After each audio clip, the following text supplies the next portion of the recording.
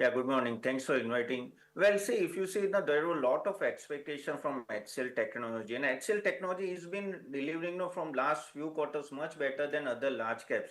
But you see the way the result came, it's quite a shocker. And again, the guidance, revenue guidance 1 to 4% is quite less what market was expecting. Also, no, we can see the drip on margins. Also, we can clearly it is visible that AI is having an impact on the margins and all that, and that is the problem with IT industry. See, I've been bearish from last 1.5 years. I've been very vocal about that. And the reason is same that we don't know what type of change is going to come and what type of products will this all this company will able to deliver, which will align with AI and which will have a good margin. Here, the biggest problem with IT industry is that we don't know that even though revenue may be coming 2 4% guidance and all that, that's okay, but whether they'll able to deliver the same type of margin, whether the profitability will remain the same. And again, when you have this type of valuation, you have to deliver, see, at least 8 to 10% growth at least. And when you see HCL Tech, it was one of the stock which was doing well. So now, because HCL is fallen, I think whole IT stocks are actually falling, and that is a big question mark. What is going to happen in the next 6 months or 1 year? I think there will be a consolidation phase in this industry, where we have to see who will be the emerging winners, who is able to bring the AI enabled software which will have that margin enabler also. Again, we don't know what type of negotiation for all that deals will happen in future. That is also a big problem. So lot many problems are there currently facing by the IT industry. And when you have other sectors which are doing very good and giving a good results, I think people will focus there, and FI will also focus there. Though that's why we can see the selling pressure, and I think it will remain for next few quarters also.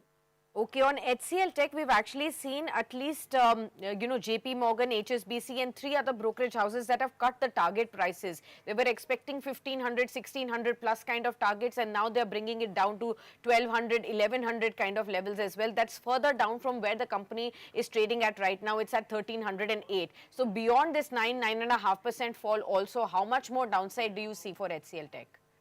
Say downfall maybe 5 to 10%, not more, but it may consolidate for a longer time. I think unless the market get the no sense that okay, now the things will be okay from AI front, and these companies will able to deliver on the volume part also on the profitability part, then I think overall market will go all in there. Again, if you see some of the counterparts, they are actually calling for the buyback, and also that when we need a much more investment in AI and all that. So overall, when the whole IT sector is in focus and bearish mood is there, I think one stock cannot run. So here also HCL Tech, even though if 1 or 2 could get overall come up with the good results and all that, I think overall because of bearishness of IT industry, I think the focus will be on the downward side only for the HCL. So my take is I think it will be much more consolidation phase rather than a big drop from here. That is the call. Actually, and I wanted to also ask you the kind of comments that are coming in from the management of HCL Tech. One is, of course, on the somber expectation that they are pointing out their own guidance they have put out as very as muted. This guidance of FY26 they haven't been able to meet also. But the kind of statements that are coming in that about 40% of the sector will be impacted because of AI.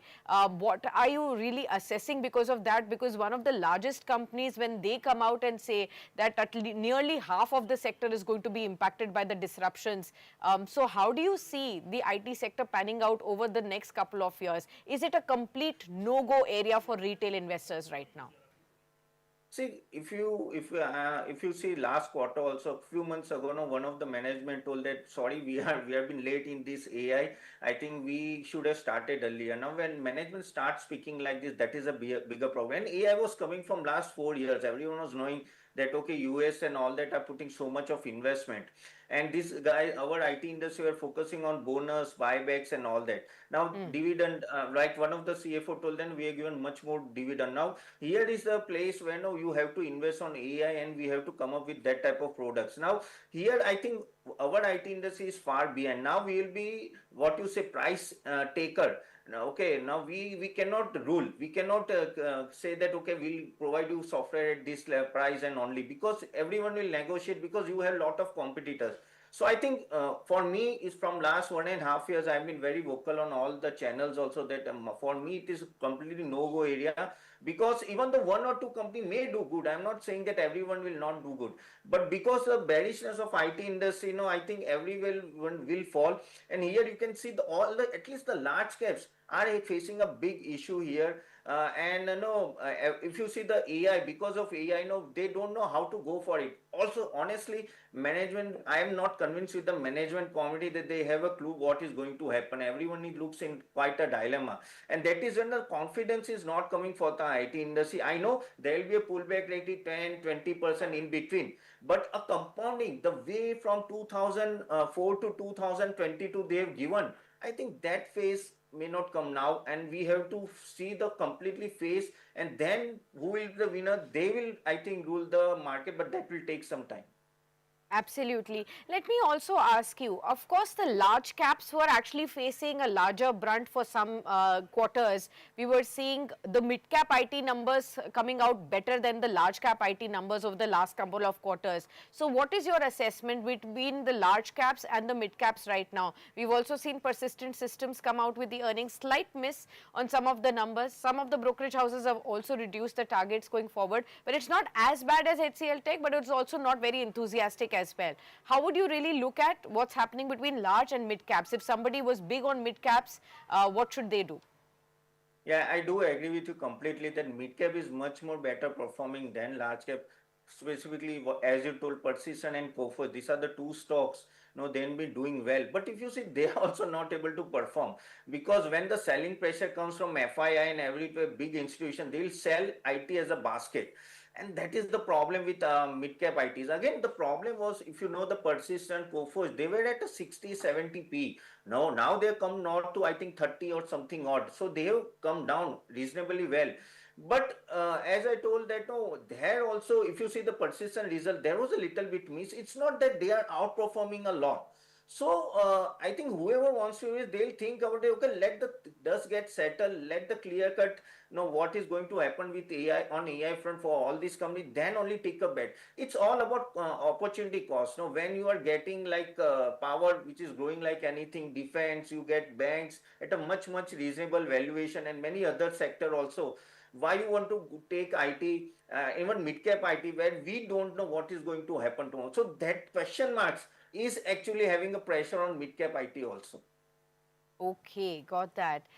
Somebody who may be actually having a very long-term horizon, I want to ask for that also. Usually such kind of crash, opportunities also come in very few situations. For somebody who has a 5-10 year plus kind of a horizon and maybe thinking that IT cannot vanish from the earth despite the kind of disruptions we are seeing, should that person still look at IT favorably and maybe add some companies on dips, or is it going to be like, going to be burning the fingers at this point in time?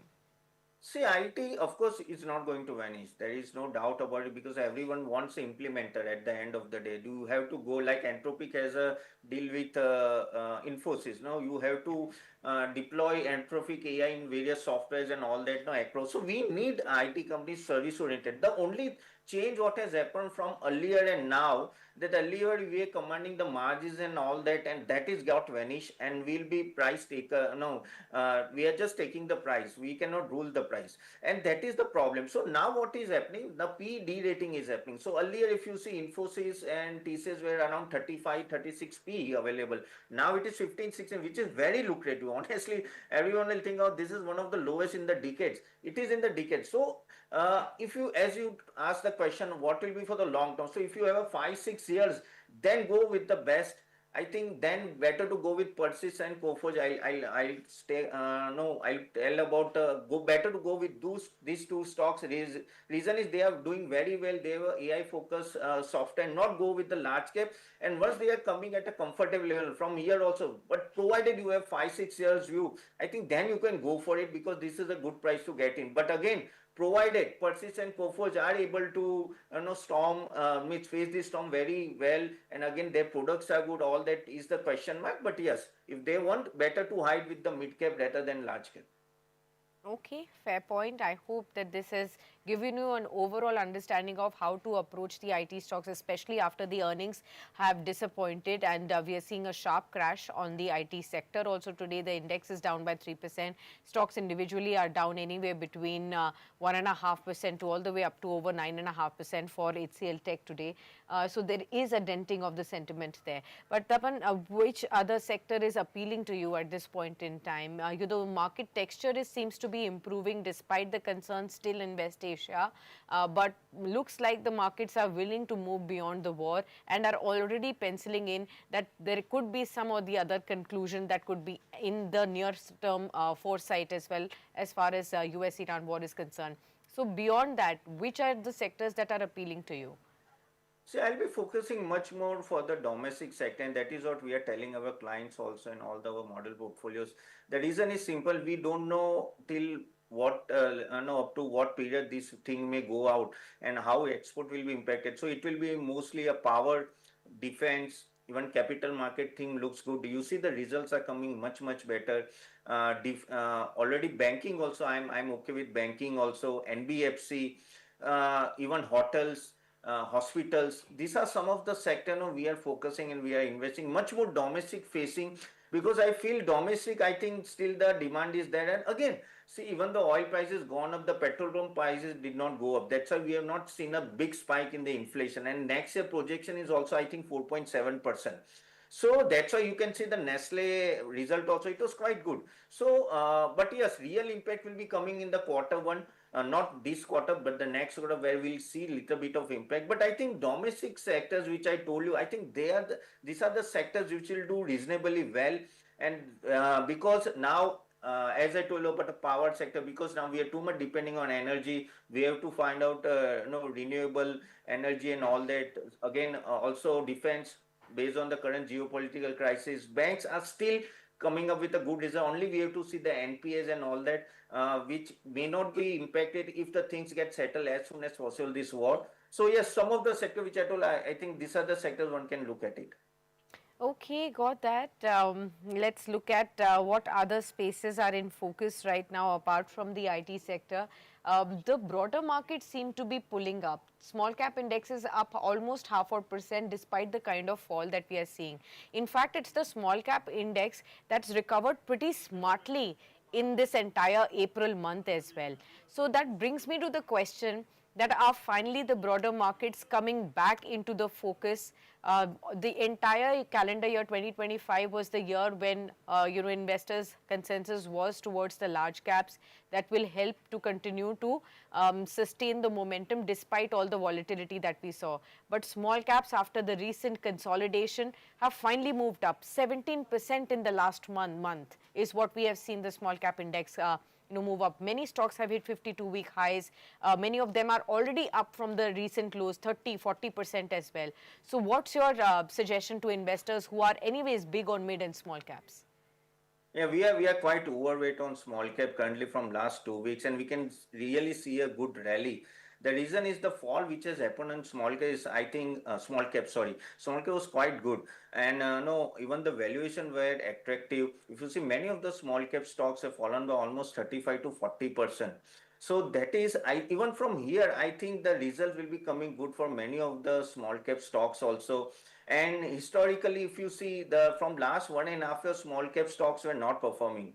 So I think that is where the rally is coming. Mid cap, if you see, mid cap was not fallen too much from the top. Even it was fallen less than the large cap when the war happened.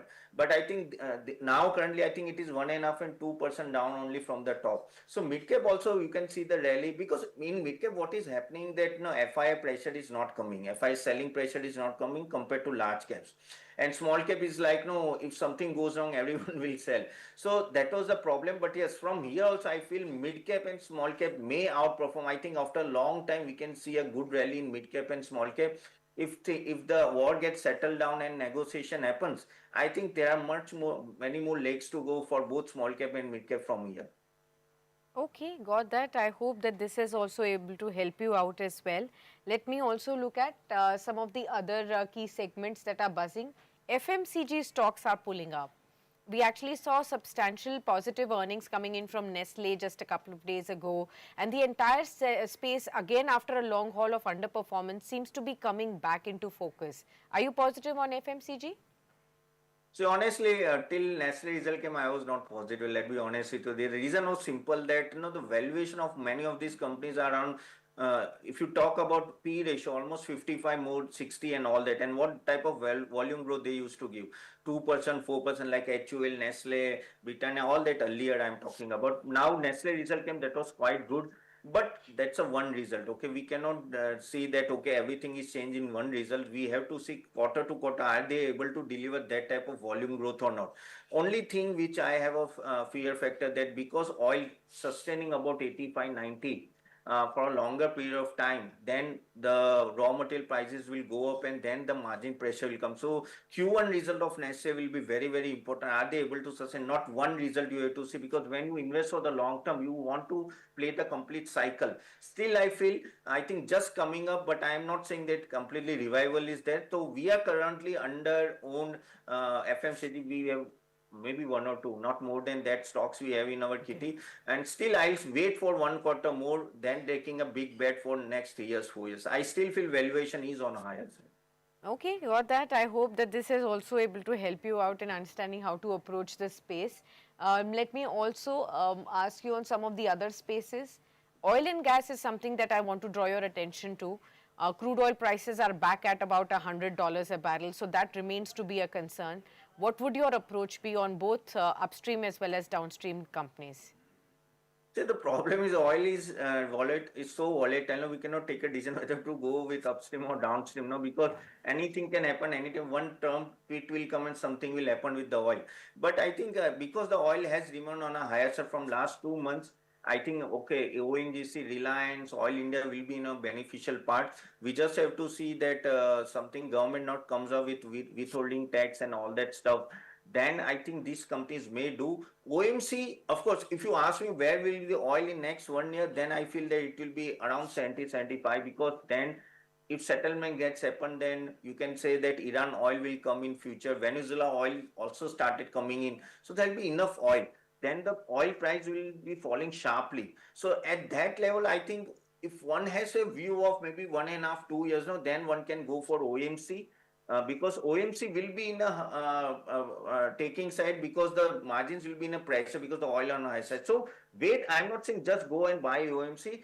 In 1 or 2 months, you are getting OMC at a lower level because of this margin pressure. Then you can have to play for 1.5, 2 years where the oil coming back to 70. Then I think OMC will again start going up. Otherwise, currently, if you want to bet currently at this level, I think ONGC, not ONGC, I think Reliance will be a better bet for oil exploration company.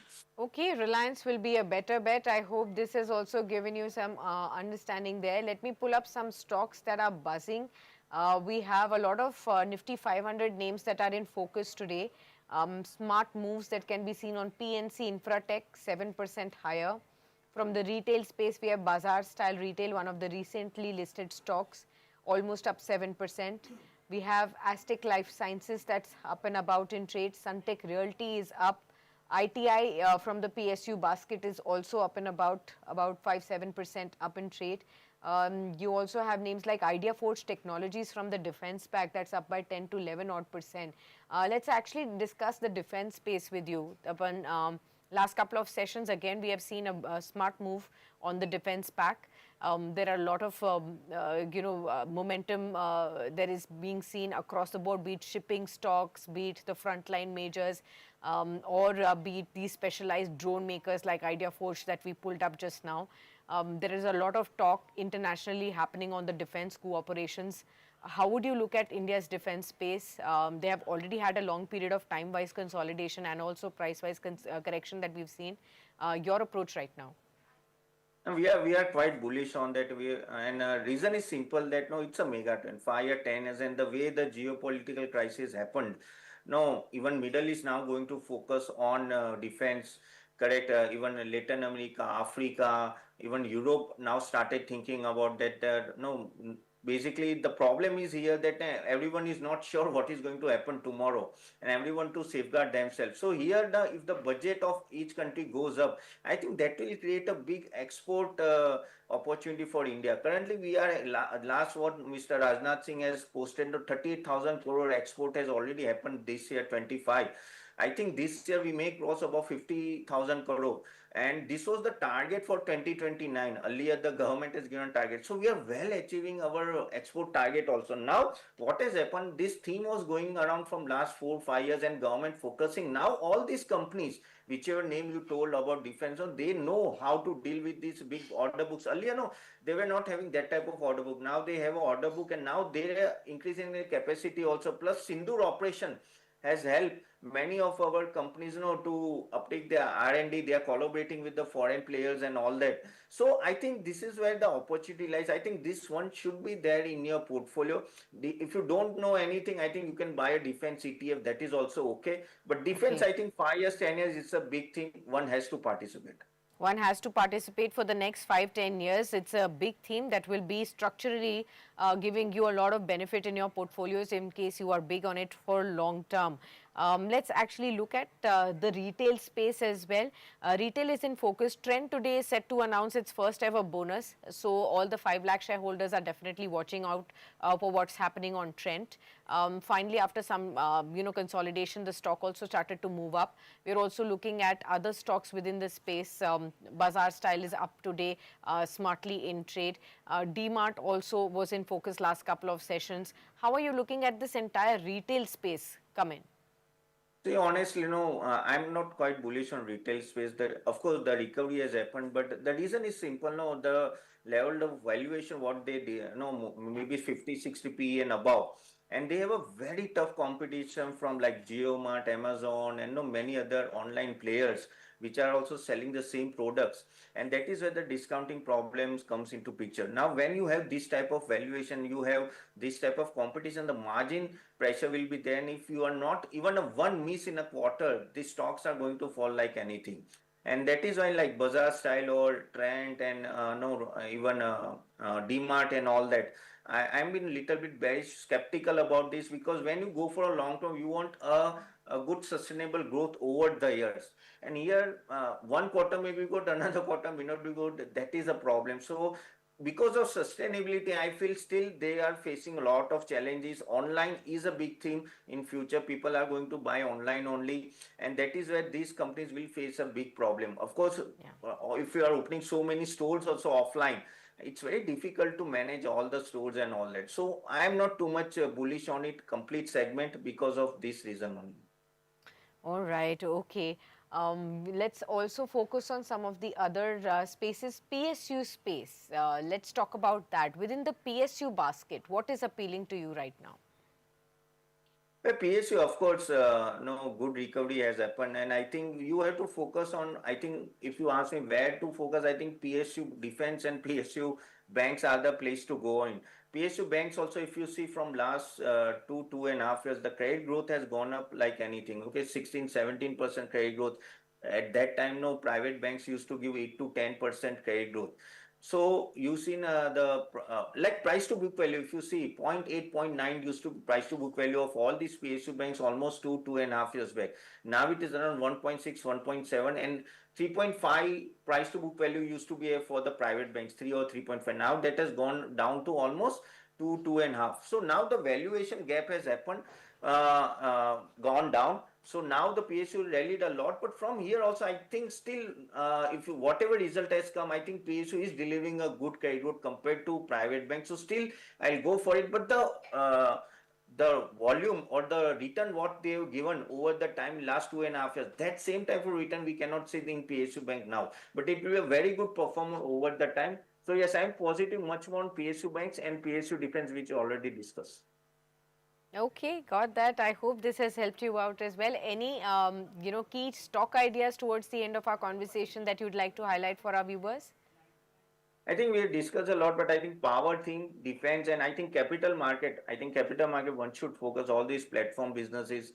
like BSc, MCX, or even now, if you see wealth management 360 WAM, of course, that result was okay. Even you can go for CDSL, NSDL. I think all capital market thing one can think about it. Even AMC is going good. So that is also one thing. I think that is a one can invest for a long term. All right, okay. I hope that the viewers, you've taken down all those notes in terms of where are the opportunities, whereas which are the spaces that continue to be in a cautionary zone as well. We'll thank you, Taman, for being with us on the show and giving all your insights.